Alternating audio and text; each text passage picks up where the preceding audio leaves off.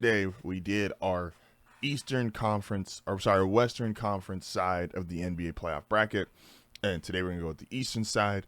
Again, we now know the Magic are the 7th seed, so we have a little bit more detail there. But again, I've been pretty consistent on this point. Whether it was the Magic as the 7th seed, the Hawks as the 7th seed, if the Heat, I don't think could have got it, but the Bulls is the 7th seed. Yeah, exceeded the 10, so the highest they could get is 8.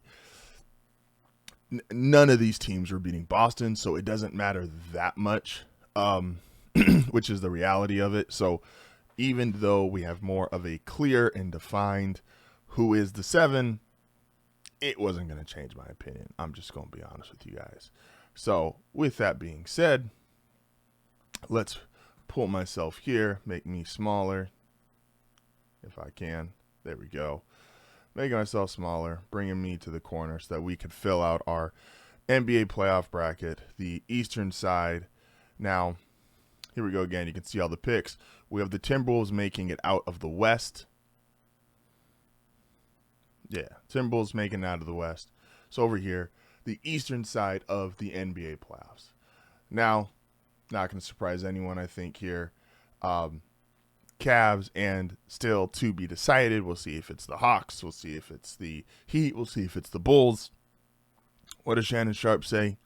Cavs, Heat, Bulls, or Heat, Bulls, Hawks, don't care. Cavs in 5. Look, man, and it might even be Cavs in 4. The Cavs, I have legitimate issues long-term against some of the other really strong contenders in the league, mainly because their high end is just frankly not as high as some of the other teams. Like Donovan Mitchell, you don't view in the same light that we view Jason Tatum or SGA or the other contenders. But no, they're not going to get challenged by a 7th seed or the 8th seed. I'm sorry. It's just not going to happen. I'm going to get to Pacers Bucks last, and I'll explain why. Knicks Pistons. Yesterday, I said this was my favorite upset called the first round. I think the Pistons are deep. I think what the Pistons are going to be able to throw at the Knicks, again, Thompson on Jalen Brunson, be able to throw bodies plus Isaiah Stewart at Karl Anthony Towns. And I think this is where you're going to actually see Cat, who's had a great season. He's going to be an all-NBA team, whether second or third. Was even in consideration at parts of this year for even potentially first. Cat's had a hell of a year in New York. This is where you're going to see if the pressure gets to him, though. Is Cat going to be able, in the playoffs, as teams are being physical with him, is he going to be able to sustain the level that he's had throughout the course of the regular season? Don't know, but we'll find out. I don't personally believe so. I think there's going to be a lot of struggles with Brunson, especially again with Thompson guarding him. I think the Pistons are going to be physical. I think it's going to be a lower scoring series, just the nature of the way these two teams play. I also believe that Cade is going to be able to dictate the pace far better than Jalen will. I don't think the Knicks have a defender as good as Thompson, so they're not going to be able to push back on Cade the way I think that the Pistons are going to be able to push back on Brunson. So this is my favorite pick yesterday, and I'm rolling with it still. I've got Pistons beating the Knicks. This is my favorite upset, my most confident upset in the first round of the playoffs for either side of the bracket. Then we get to Celtics Magic. The only thing interesting about this series is Tony says the Celtics are not set up to sweep people. Just the nature of shooting so many threes is they're going to have a game where you go like 13 of 50 from 3 and they'll lose that game. And so he's like, they're probably going to win most of this series 4-1. And so I guess Magic fans, you have that to look forward to. You will beat the Boston Celtics, potentially the 2-time defending champs, once. Celtics at 4. Look, I know yesterday I said a great all-time player, because there is a difference in great all-time between what are the LeBron, Mike, Kobe's of the world versus the modern-day greats, Jokic, Giannis, whoever. If SGA wins a title, probably people are going to throw him in that category if he's got an MVP plus a title. But I do believe in my heart of hearts, and it's specifically with Giannis, that And I know the Bucks aren't nearly as good as they've been in the past, and there's no Dame, and there's other issues they've had. I truly believe this Bucks team isn't very good. I think Giannis is amazing. And this is my bold prediction, sure to backfire. I think Giannis is going to go crazy these playoffs.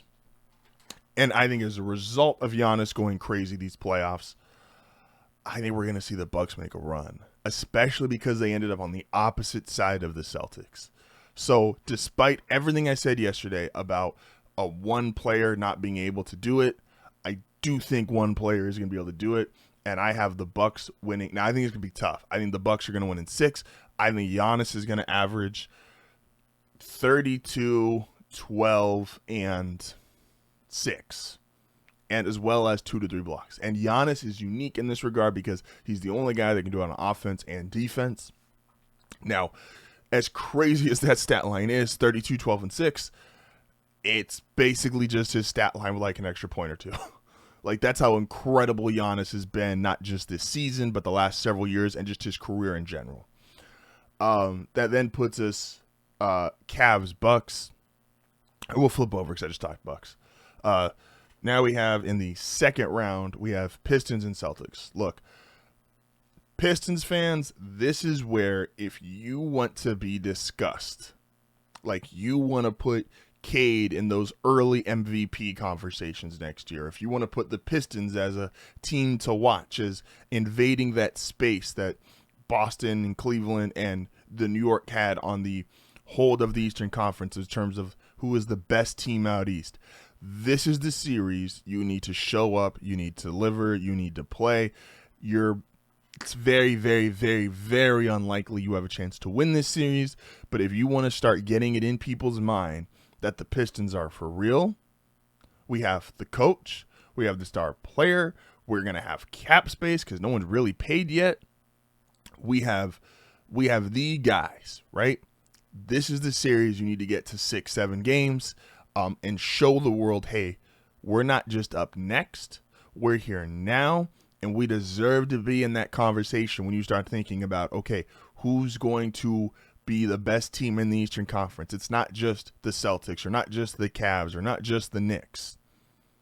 This is the series where you do it. You have a big series. If Cade has a big series, Thompson has a big series, and the Pistons are competitive and they get this to 6 games and they're giving Boston a run for their money, you're going to get a lot of earned, by the way, very earned and deserved narratives going into next year.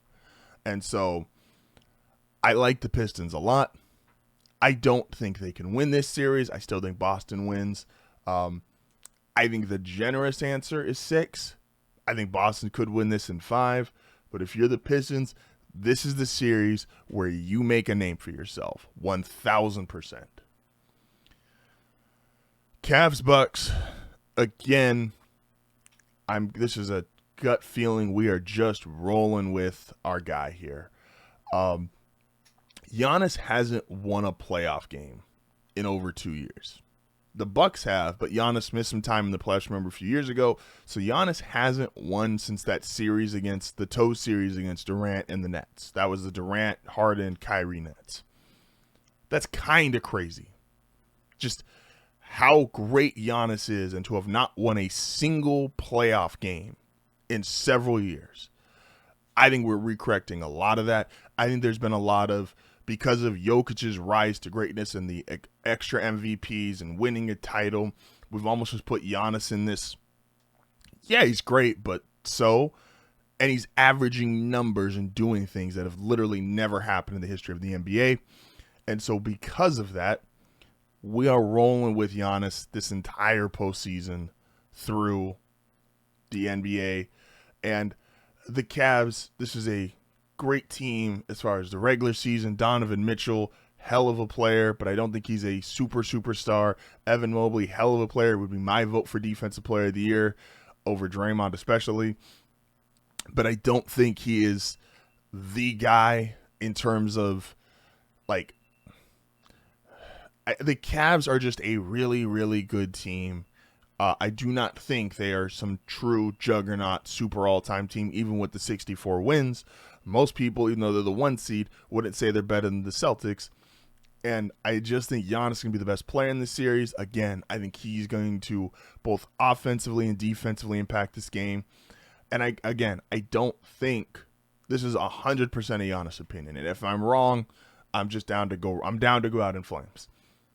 He's the best player. And I think he is going to go on an all-time postseason run. And we've seen shades of that by the way he's been playing the last few weeks. Since Dame is gone, the Bucks are weirdly been better since they lost Dame. And I don't want to throw dirt on Dame's name. I don't want to downplay how great of a player he is. But the Bucks have been oddly better since Dame went out to injury. And I think that's going to continue. So Giannis and the Bucks over the Cavs. Now, I do think this is, again, a 6, potentially 7-game series. These are not going to be easy wins for the Bucks by any means. And then we're going to get down to kind of to cap off yesterday's episode, where does a great player truly nullify a great team, or does a great team nullify a great player? The Celtics are the best team in the Eastern Conference. The Celtics are, gun to my head, the best team in the NBA. They should be back-to-back defending champions by the time this playoff run is over. That being said, does anyone think Jason Tatum is better than Giannis Antetokounmpo right this second? There's going to be an argument if they go back-to-back, and you're going to be able to put up his accolades and say, okay, is he better than Giannis? There's going to be an argument for it, 1,000%. But as today, as we speak, April 16th, 2025, is Jason Tatum better than Giannis Antetokounmpo? I say no. Now, this series, this is going to be the rule of Shaq. We've had this conversation the last several years of, and Shaq has always been the guy because Shaq was so dominant, but it was a dominant inside force. He was dunking on everybody. It was 2-pointers. Could Shaq at his peak and those Laker teams beat the Warriors and this version of today's NBA with everyone shooting threes? And there's been a bunch of people who've always said, no, the Warriors would